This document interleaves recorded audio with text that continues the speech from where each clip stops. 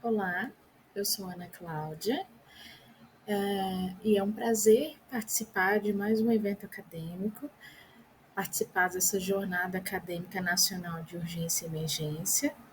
Eu gostaria de agradecer aos idealizadores do evento e falar sobre um tema que eu gosto bastante e que muitas vezes é um tema não muito afim dos profissionais que já estão na ativa, né, dos profissionais de saúde.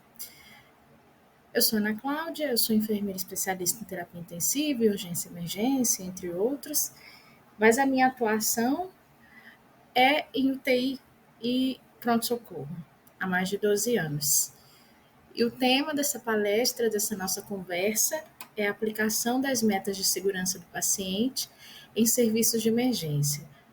Parece um tema simples e, na verdade, é.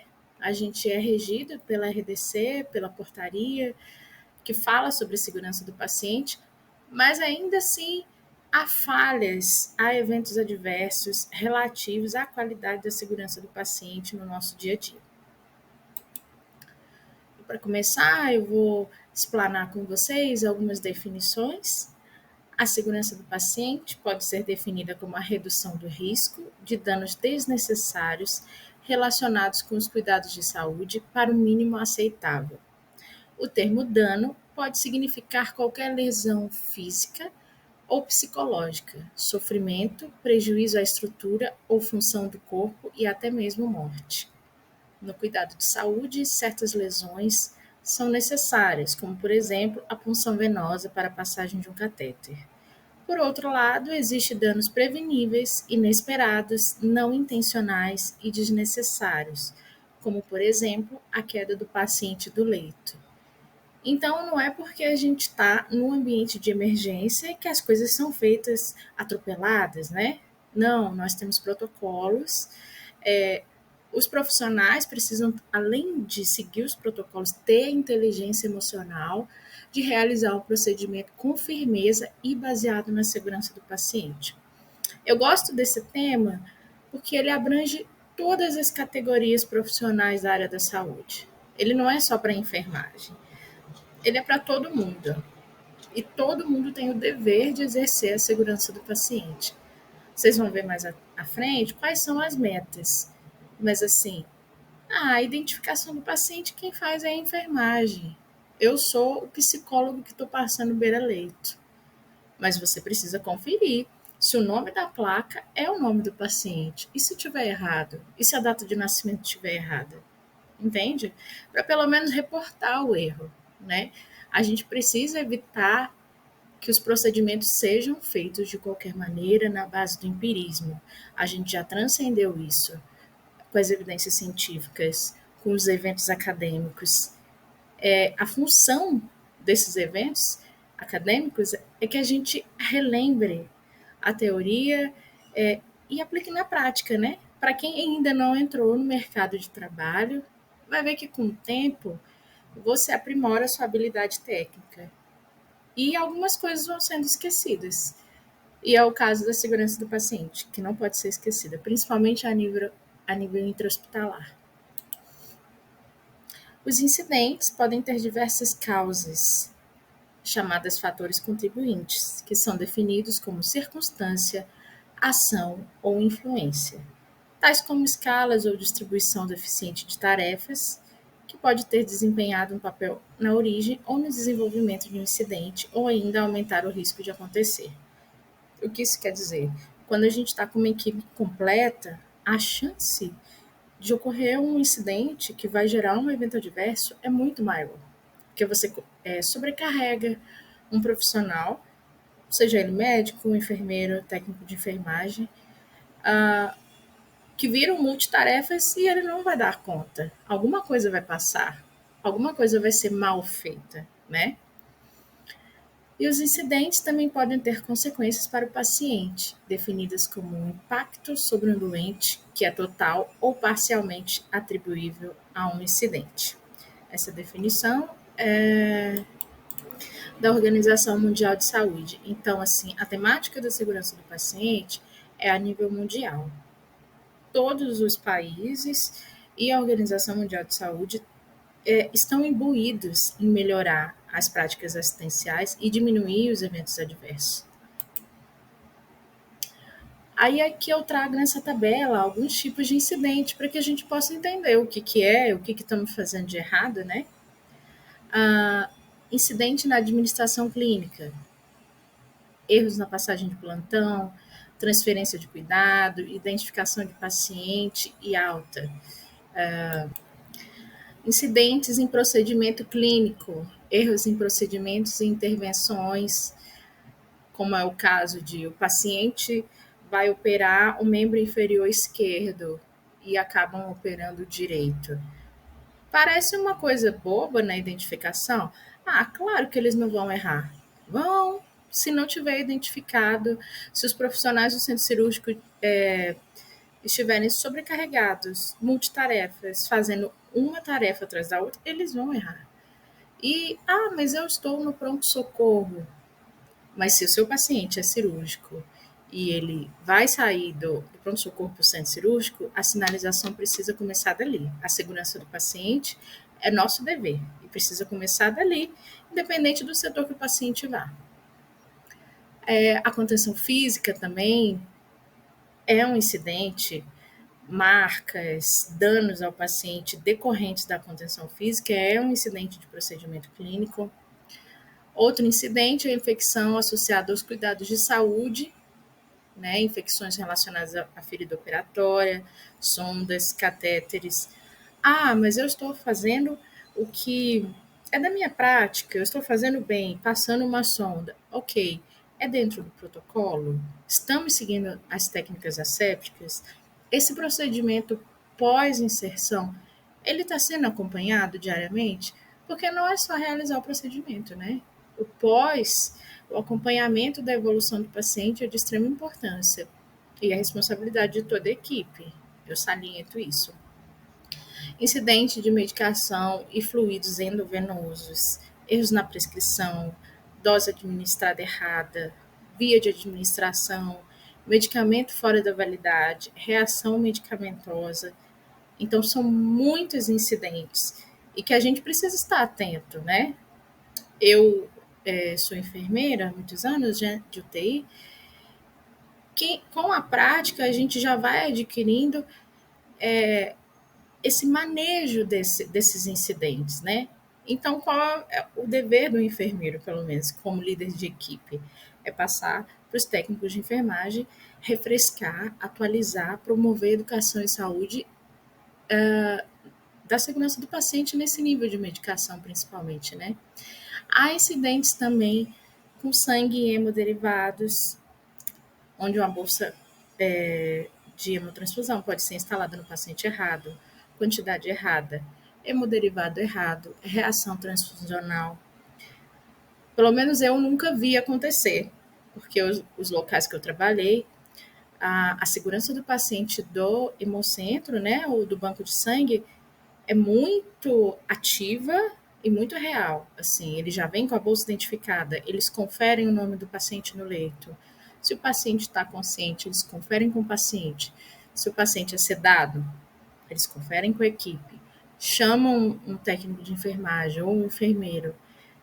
Dupla checagem, eles são bem atentos, né? Outro tipo de incidente é o comportamento do paciente ou profissional. Agressão física ou verbal, imprudência, evasão, falta ao trabalho. O profissional também pode causar incidente com a sua ausência, né? Ele está escalado no plantão, ele simplesmente não vai. Isso é um incidente de trabalho, de acordo com a Classificação Internacional de Segurança do Paciente da Organização Mundial de Saúde. Vamos falar um pouquinho sobre o programa, né? A nível Brasil, o que nós estamos fazendo? O que tem de mais atual sobre a segurança do paciente? É o Programa Nacional de Segurança do Paciente, que propõe um conjunto de medidas para prevenir e reduzir a ocorrência de incidentes nos serviços de saúde.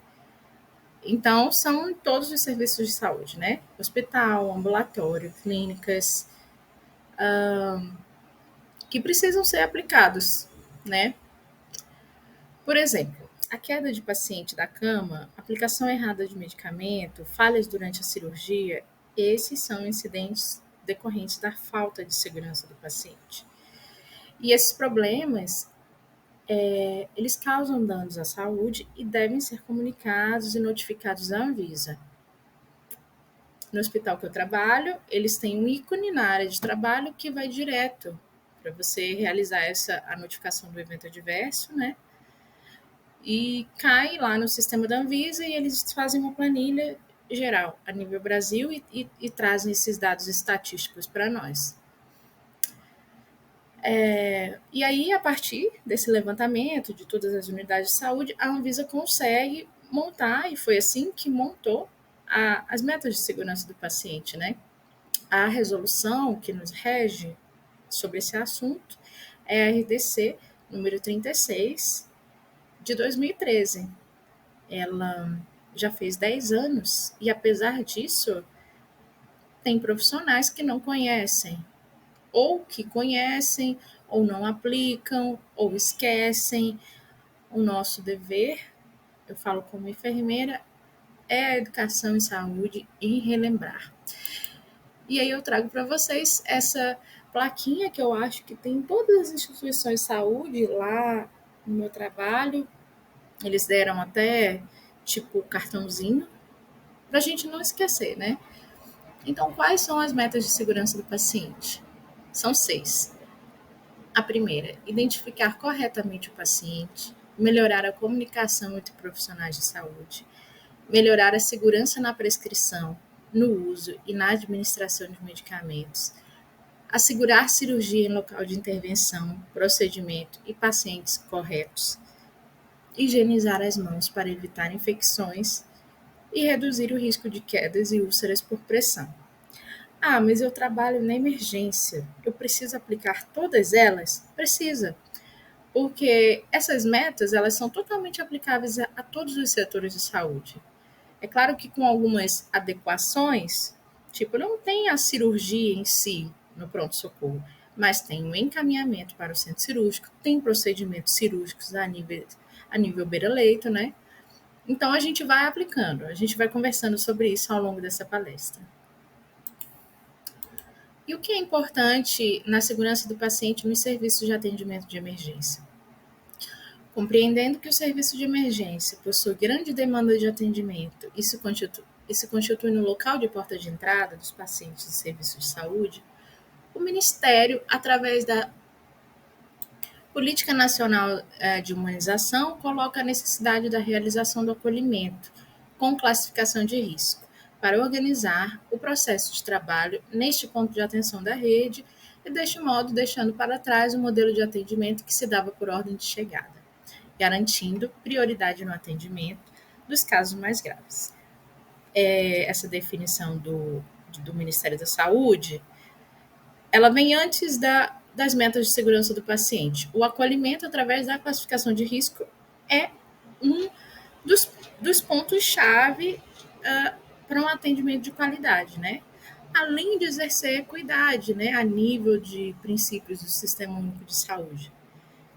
Então, antigamente, as pessoas chegavam e o atendimento era por ordem de chegada. Com a portaria do Ministério da Saúde, é realizada a classificação de risco. E o que acontece na classificação de risco? É sua primeira chance de aplicar uma meta de segurança do paciente, que é a identificação do paciente.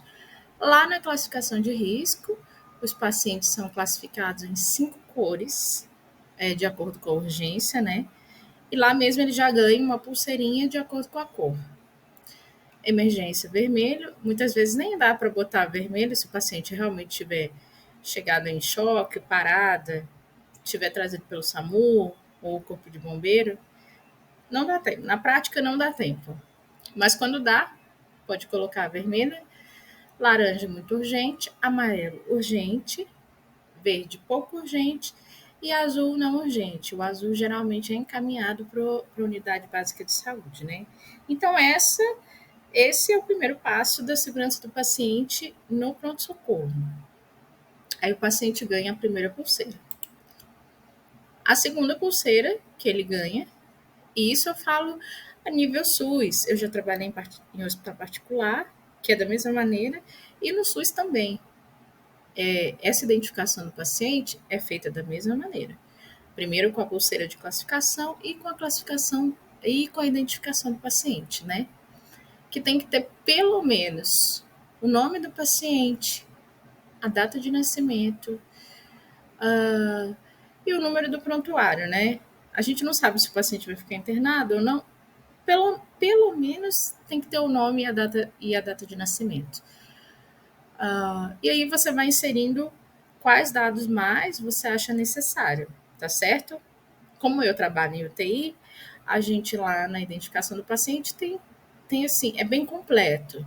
Tem alergias, coloca um risco de queda, data de nascimento, número de prontuário, data de admissão, hospital de procedência, né? A gente especifica bastante. Para quê? Para que não haja erro, para que a gente não confunda o João de Almeida com o João Nascimento, né? A gente sabe que no Brasil os nomes são muito comuns e parecidos.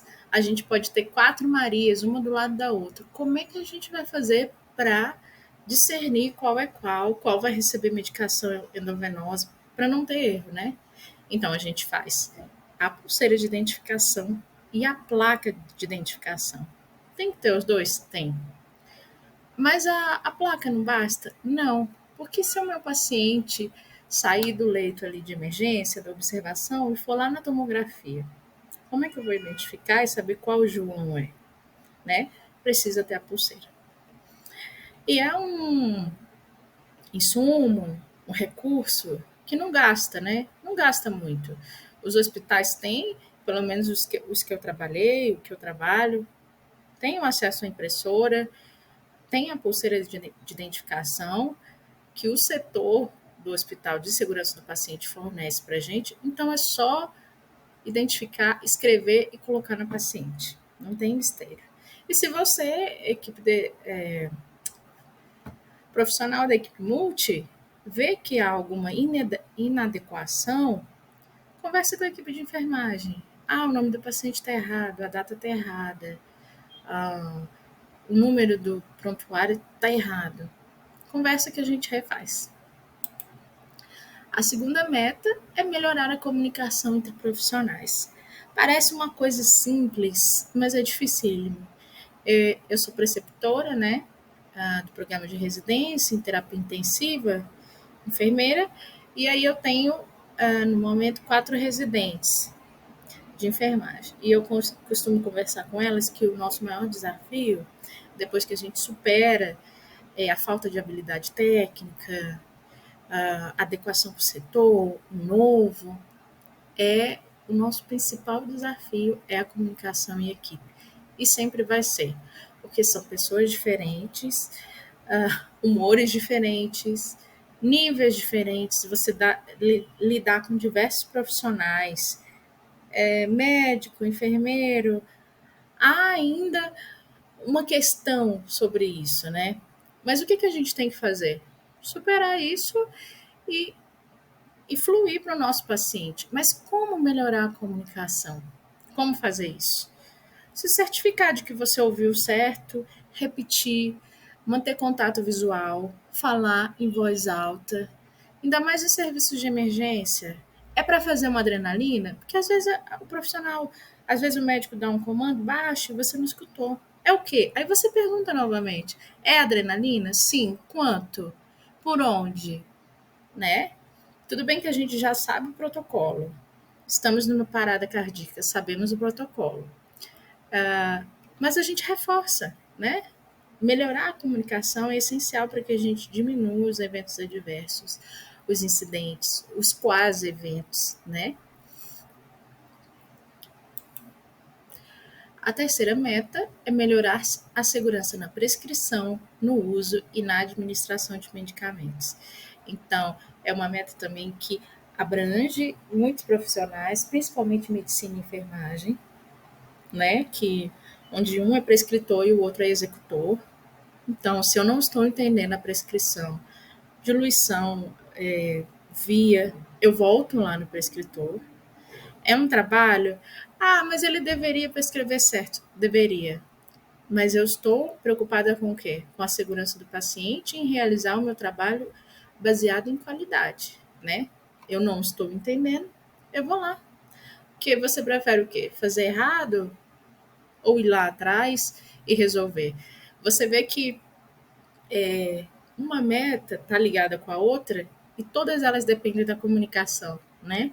Para mim, a comunicação é a principal meta dessas todas. Ela é essencial e ela é um grande entrave ainda no manejo dos profissionais de saúde, nas relações de trabalho, né? Porque muitas vezes as pessoas levam para o lado pessoal o que é estritamente profissional. É isso que a gente precisa amadurecer essa jornada acadêmica, para que a gente pense, além dos temas de saúde, pense em nós como profissionais,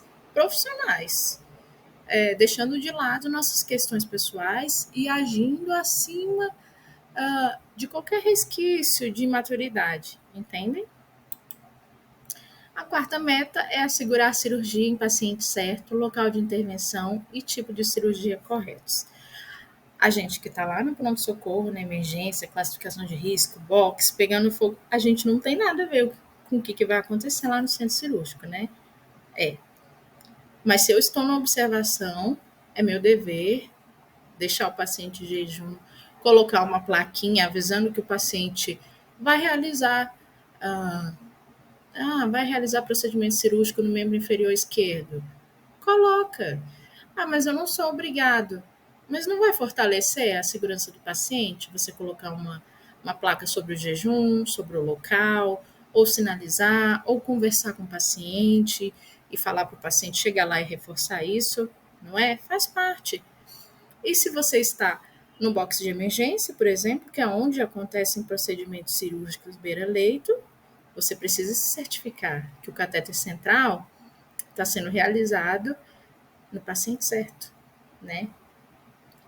Ah, mas não vai ser eu que vou passar, eu não sou o médico. Beleza, mas você auxilia, não é? Você de repente pergunta: é desse lado mesmo? É na subclave mesmo? Não custa. A comunicação é a chave para a gente evitar erros e incidentes. A quinta meta é a higienização das mãos. Ela é tão falada e ela é tão pouco praticada, né? Gostaria de lembrá-los que o uso de luvas não dispensa a higienização das mãos. Inclusive, depois que você retira a luva, não é para passar álcool, né? Porque tem pó na luva, então você precisa lavar as mãos. Essa meta a gente tenta reforçar com os profissionais, tenta fazer dinâmicas, mas ainda é um entrave a ser vencido. Antes e após de procedimentos, antes e, antes e após tocar objetos do paciente, né? E a Anvisa fez até um manual de 2014 em que ela traz os 5 momentos de higiene das mãos. Então, eu quero relembrar aqui com vocês quais são eles. Lembrando que essas metas de segurança do paciente, esse manual da Anvisa de higiene das mãos, é para ser aplicado em todos os ambientes de saúde, tá certo? Não só na emergência, que é o nosso foco aqui. Quando vou higienizar as mãos? Antes de tocar o paciente, antes de realizar procedimento limpo, asséptico, após o risco de exposição a fluidos corporais, após tocar o paciente e após tocar superfícies próximas ao paciente. Aqui, na mesma temática da lavagem das mãos, eu trago para a gente relembrar o uso de equipamentos de proteção individual. Porque, às vezes, na prática profissional, a gente já está tão habituado àquele cotidiano de não usar máscara, porque passou o Covid, né? A onda do Covid passou e aquelas más práticas parece que voltaram também ao ambiente de trabalho, o que é um erro, né? Funcionar sem luva? Não. Andar sem máscara dentro das unidades hospitalares? Não. Então, assim, o que a gente precisa usar? Luva, avental, máscara e protetor facial, atentar-se às precauções específicas. No pronto-socorro, a gente tem paciente internado com tuberculose, com herpes zoster, com suspeita de Covid ainda, né? Então, a Anvisa também preconizou umas plaquinhas de precaução de contato, precaução por aerossol. Geralmente é o enfermeiro que coloca essa placa após o direcionamento da CCIH, né? E aí cabe a você entrar, olhar, beira-leito, qual precaução é aquele paciente, né? Então, hoje, a gente tem níveis de segurança e protocolos muito mais eficazes. Você chega num pronto-socorro, numa observação de um pronto-socorro, e olha que eu trabalhei num pronto-socorro grande, de um hospital de médio grande porte, público, e ainda assim tinha isso tudo, tinha todas essas placas, placa de identificação, placa de precaução padrão, até porque a Anvisa faz as visitas, né? Então, nós somos obrigados a nos adequar, isso é ótimo para o profissional de saúde, porque você chega no leito e vê o que, que você precisa utilizar. Ah, aqui eu preciso usar um avental e uma máscara facial N95. Olha que segurança que é, né, para o profissional de saúde, em pensar que há 20, 30 anos atrás, os pacientes ficavam todos juntos, tuberculose, junto com o paciente cirúrgico, e o nível de contaminação cruzada era bem maior, né? Hoje a gente tem os recursos para tornar a assistência mais segura e não estamos utilizando adequadamente. A sexta meta é reduzir o risco de quedas e o risco de lesão por pressão. Como que eu vou fazer isso no pronto-socorro, que é um setor em que o paciente fica pouco tempo? Quando a gente está falando da realidade de uma instituição particular, realmente o paciente fica pouco tempo. Mas quando a gente fala de SUS, o paciente não fica pouco tempo em pronto-socorro, infelizmente. E até porque a lesão por pressão e a queda, ela não precisa de tanto tempo para acontecer, né? Se eu tenho um paciente na emergência que chegou infartado, foi atendido, foi entubado, às vezes a gente não consegue de imediato um leito de UTI para continuar o tratamento dele. E ele fica lá no box de emergência, na sala vermelha, 3 ou 4 dias, que é o tempo suficiente para abrir uma lesão por pressão, né? Para já causar hiperemia e para causar abertura da pele. E a gente precisa evitar isso. Como? A lesão por pressão, a gente tem medidas específicas, uma delas deve ser realizada, né? Em UTI a gente vê isso nos protocolos, porque até tem um número de profissionais maiores, as rotinas são preconizadas, mas no pronto-socorro a gente tem essa deficiência. Pela insuficiência dos profissionais, pela não adesão aos protocolos, a mudança de decúbito precisa ser feita, idealmente, de 2 em 2 horas, para que não haja hiperemia nas proeminências ósseas, né? E eu acho que a gente peca nisso. Ela não, até porque o pronto-socorro ele não tem esse tempo. Às vezes vai chegando uma emergência atrás da outra e você não tem o tempo de realizar essa mudança de decúbito. Mas a gente precisa nos programar e rever nossas prioridades. A prioridade do paciente, né? E a queda também. Às vezes o paciente chega convulsionando, ai, caiu. É um evento adverso e é nosso, da equipe multi. Não é só da equipe de enfermagem, da equipe multidisciplinar. Ah, mas foi o paciente que caiu. Não. No momento que ele entra no hospital, o paciente consciente e inconsciente, ele é nosso. Então, é nosso dever garantir a integridade física dele, física e psicológica, né? Ah, mas é muita responsabilidade. E eu gostaria de lembrá-los que a área da saúde é muita responsabilidade. Além dos cuidados, da técnica de cada profissão, você tem que estar atento a essas metas de segurança do paciente. É o seu dever. Eu trouxe aqui uma tabela que ajuda a gente a reduzir, controlar o risco de lesão por pressão. Essa de lesão por pressão, e a gente vai ver uma tabela de queda também. Na UTI a gente usa muito, porque a gente tem esse tempo e é obrigatório a gente usar nas evoluções de enfermagem. E a gente pode puxar para o pronto-socorro também. Inclusive, os núcleos de segurança do paciente estão pedindo, né, agora que as evoluções dos enfermeiros ou as evoluções de enfermagem venham com essa avaliação de risco, né?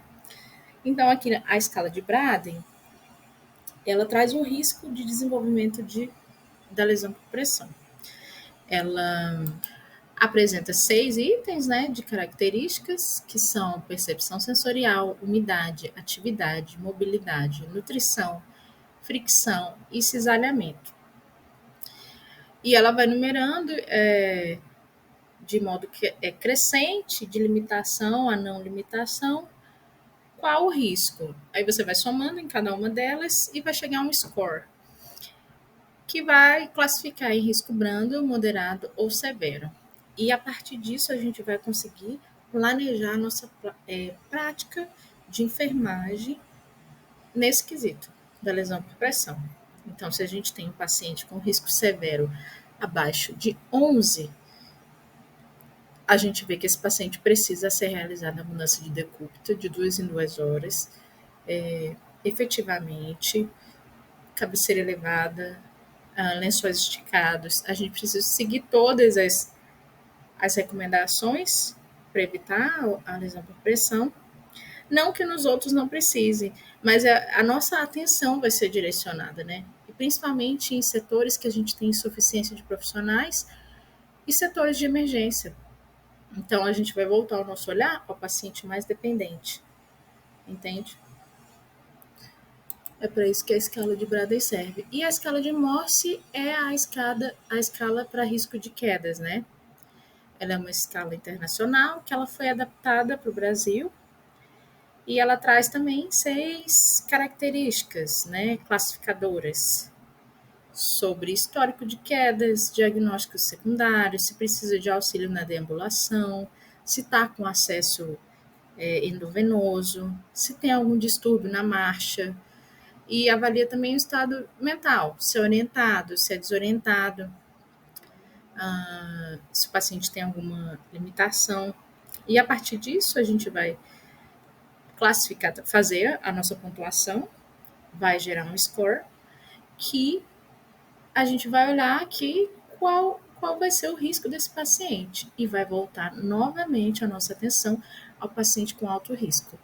Então, se eu tenho um idoso com acesso venoso, que ele tem pressão alta, que ele tem doença renal crônica, que ele tem diabetes, ele já vai para um score mais alto. A gente já olha aqui e já vai classificando. Se ele já caiu, 25.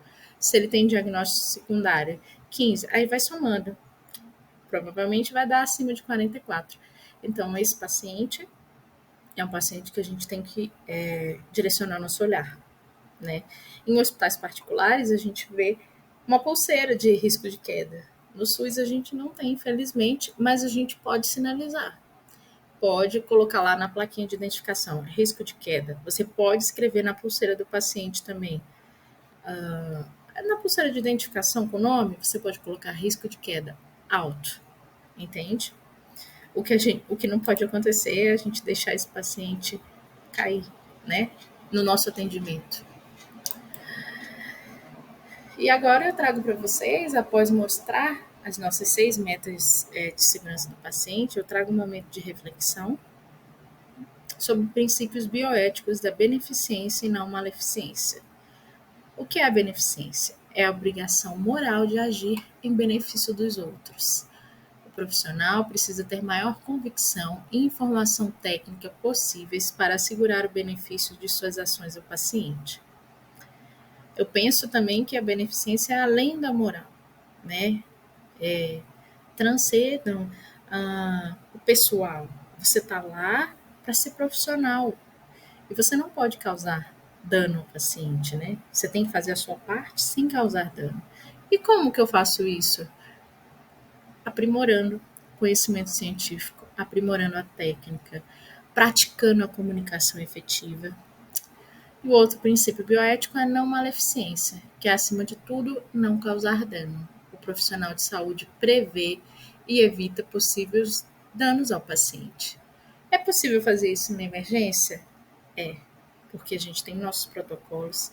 Quando o paciente grave chega até nós no box de emergência ou na classificação de risco, a gente já sabe o que fazer. Ou pelo menos deveria saber, né? Essa jornada, a nível acadêmico, é para que a gente aprimore a nossa parte científica, a nossa teoria, para que a gente chegue lá na prática 90%, 95%, trovando, para que isso supra a nossa deficiência técnica, entende? E para que a gente atualize a nossa equipe também, né? Que às vezes já está há muito tempo ali na prática, no cotidiano, fazendo procedimento de maneira errada, atendendo o paciente de maneira errada, corriqueira de qualquer maneira. Você, profissional novo, recém-saído da academia ou ainda que ainda está na universidade, tem esse dever de chegar no ambiente de saúde e fazer a diferença. E a diferença é feita em pequenos movimentos, em pequenas condutas, em pequenas ações. E eu trago uma pergunta para vocês, que é: será que estamos tratando o paciente da mesma maneira que trataríamos um ente querido? Né? A gente tem que pensar. Será que a nossa prática profissional está sendo realmente efetiva? Ou quem ainda está na universidade, será que eu já sei atender um paciente com a segurança? Com a segurança do profissional e dentro das metas de segurança do paciente? Aqui são as referências bibliográficas que eu utilizei e eu recomendo para vocês um curso da Escola de Governo, gratuito, EAD, de segurança do paciente e qualidade em serviços de saúde. É só vocês jogarem lá no Google, ENAP, né, que é a Escola Nacional de Administração Pública, e o título do curso. O que vocês acham? Ele está disponível? Eu já fiz, ele é ótimo e ele vai dar uma atualizada para a gente. E eu agradeço a oportunidade de participar de mais um evento e vejo vocês no próximo evento. Obrigada!